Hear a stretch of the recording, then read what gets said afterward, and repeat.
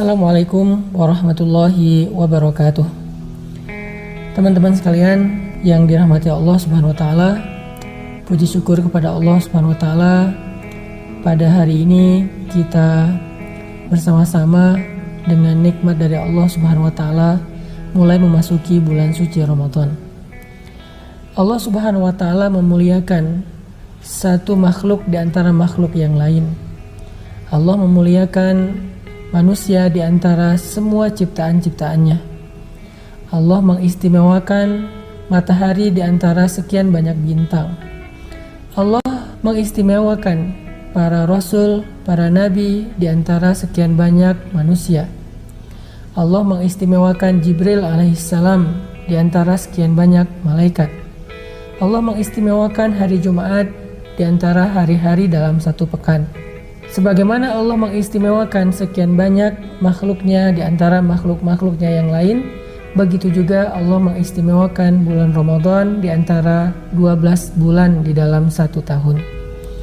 Seolah-olah kedudukan Ramadan ini, kata ulama, seperti kedudukan matahari di antara sekian banyak bintang, yang cahayanya lebih terang, yang manfaatnya lebih besar, dan ketika dia muncul, maka bintang-bintang akan raib dan tidak terlihat. Atau juga para ulama mengumpamakan kedudukan Ramadan di dalam 12 bulan dalam satu tahun di sisi Allah Subhanahu wa taala adalah seperti kedudukan Nabi Yusuf di antara saudara-saudaranya di sisi Yakub alaihissalam.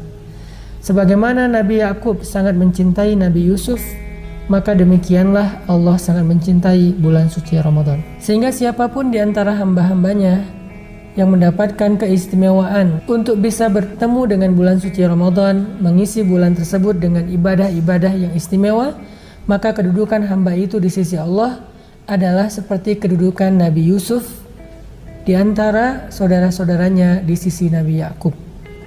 Ini adalah keistimewaan dari bulan suci Ramadan.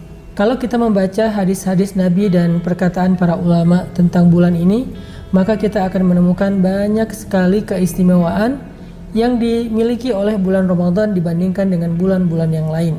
Walaupun semua bulan dan semua waktu itu adalah waktu-waktu yang baik, tetapi tetap aja di antara yang baik itu ada yang paling istimewa. Seperti waktu malam, maka sepanjang malam itu adalah waktu yang baik, tetapi yang paling istimewa adalah sepertiga malam terakhir. Sepanjang satu pekan adalah hari-hari yang baik, ada hari Senin, ada hari Kamis, dan hari-hari yang lain. Tetapi Sayyidul Ayyam, pemimpinnya para hari, adalah hari Jumat. Seperti semua para nabi adalah hamba-hamba yang baik, hamba-hamba yang istimewa di sisi Allah. Tetapi pemimpinnya para nabi, Sayyidul Anbiya, adalah Rasulullah SAW. Begitu juga semua bulan adalah bulan yang baik, tetapi yang paling istimewa dan pemimpinnya para bulan adalah Ramadan. Sehingga di dalam banyak hadis Nabi menyampaikan keistimewaan Ramadan, yang mudah-mudahan kalau kita belajar tentang keistimewaan Ramadan, kita jadi tahu kenapa kita harus bersyukur ketika kita mendapatkan kesempatan bertemu dengan bulan suci Ramadan. Teman-teman yang dirahmati Allah Subhanahu wa taala, pada kesempatan ini saya pengen sharing kepada teman-teman beberapa keistimewaan yang dimiliki oleh bulan suci Ramadan. Yang pertama, bulan Ramadan ini adalah bulan yang di dalamnya Allah turunkan Al-Quran. Allah berfirman di dalam surat Al-Baqarah ayat 185, Syahrul Ramadan alladzi unzila fihi al-Quran hudal linnas wa bayyinatin minal huda wal furqan. Bulan Ramadan adalah bulan yang diturunkan di dalamnya Al-Quran. Kalau kita membaca riwayat yang disampaikan oleh Wasilah bin Al-Asqa radhiyallahu an, bahwa Nabi SAW mengatakan suhufnya Nabi Ibrahim alaihissalam turun pada awal bulan Ramadan, sedangkan kitab Taurat turun pada hari ke-6 dari bulan Ramadan, dan kitab Injil turun pada hari ke-13 dari bulan suci Ramadan. Begitu juga dengan Al-Quran. Menurut riwayat ini Allah menurunkan Al-Quran pada tanggal 24 Ramadan.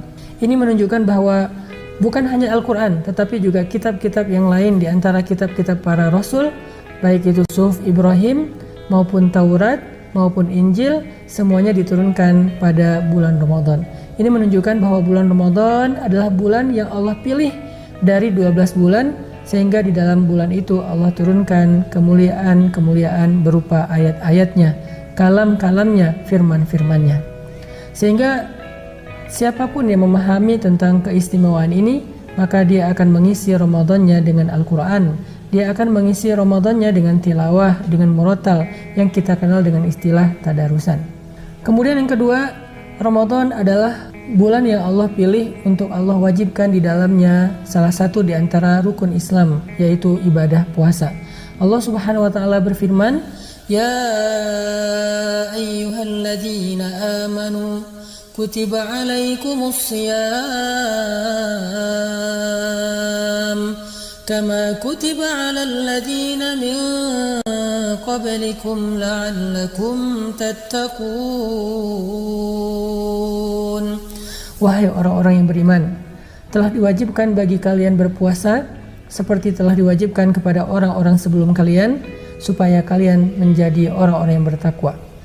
Ini menunjukkan bahwa bulan Ramadan adalah bulan yang istimewa, sehingga Allah memilihnya di antara 12 bulan untuk menjadi bulan yang di dalamnya Allah wajibkan ibadah puasa secara utuh 1 bulan penuh, 29 hari ataupun 30 hari. Sehingga siapapun yang berpuasa pada bulan ini, maka dia akan mendapatkan keistimewaan dari Allah Subhanahu wa taala, sebagaimana sabda Rasulullah sallallahu alaihi wasallam, siapa yang berpuasa di bulan Ramadan dalam keadaan beriman dan mengharapkan pahala di sisi Allah, maka Allah akan mengampuni seluruh dosa-dosanya. Dan puasa Ramadan bukan hanya ibadah sunnah, bukan hanya ibadah yang mubah, bukan hanya anjuran, tetapi wajib, bahkan dia termasuk di antara rukun Islam, yang artinya tertolak keislaman seseorang, dipertanyakan keislaman seseorang apabila secara sengaja dia enggan berpuasa di bulan Ramadan. Saking pentingnya ibadah puasa. Dan Allah memilih Ramadan untuk menjadi bulan yang di dalamnya diwajibkan ibadah tersebut. Kemudian yang ketiga, kalau kita membaca beberapa hadis yang lain, Nabi juga mengatakan bahwa bulan Ramadan itu adalah bulan taubat dan bulan ampunan. Sehingga banyak sekali kita temukan hadis-hadis tentang salah satu di antara keistimewaan Ramadan adalah diampunkan dosa. Termasuk hadis yang tadi saya bacakan, riwayat Bukhari Muslim dari Abu Hurairah, Rasulullah SAW bersabda, siapa yang berpuasa bulan Ramadan dalam keadaan beriman dan mengharapkan pahala di sisi Allah, maka ghufira lahu ma taqaddama min dzambi. Allah hapuskan dosa-dosanya yang telah lalu. Kemudian dari Abu Hurairah juga disebutkan Rasulullah SAW bersabda, sholat 5 waktu, kemudian antara Jumat dengan Jumat, antara Ramadan dengan Ramadan, ada mukaffaratun ma bainahun, ada penggugur dosa di antara keduanya. Jadi antara satu Ramadan dengan Ramadan yang lain dalam 1 tahun, mukaffaratun bainahun, ada penggugur dosa di antaranya kalau orang itu meninggalkan dosa-dosa yang besar. Artinya dosa-dosa kecil kita menumpuk dalam setahun, dan itu kalau dikumpulkan menjadi dosa yang sangat besar, mungkin lebih besar daripada gunung Uhud, mungkin lebih besar daripada bumi dan seisinya, sehingga Allah Subhanahu wa taala akan menggugurkan semua dosa itu antara satu Ramadan dengan Ramadan yang lain jika kita berpuasa. Hadis yang diriwayatkan oleh Imam Muslim. Dalam riwayat yang lain juga disebutkan oleh Huzaifah ibn Yaman radhiyallahu an, sahabat Nabi, bahwa Nabi SAW mengatakan dosa seorang laki-laki itu bisa terjadi dalam urusan keluarganya, dalam urusan hartanya, dalam urusan tetangganya, dan penggugurnya adalah sholat, puasa, dan sedekah. Hadis riwayat Bukhari Muslim. Artinya kita sering melakukan dosa dalam 3 hal.